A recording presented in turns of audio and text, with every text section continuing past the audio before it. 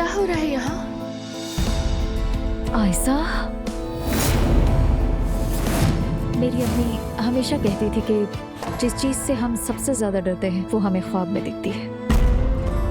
इस टैटू वाले मामले पर बात करो। कहीं ऐसा ना हो कि और देर हो जाए। उमर तो बरसों पहले ही फंस चुका है आयशा।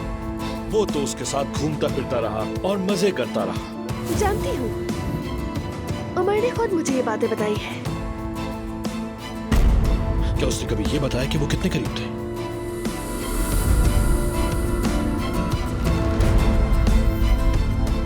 उमर,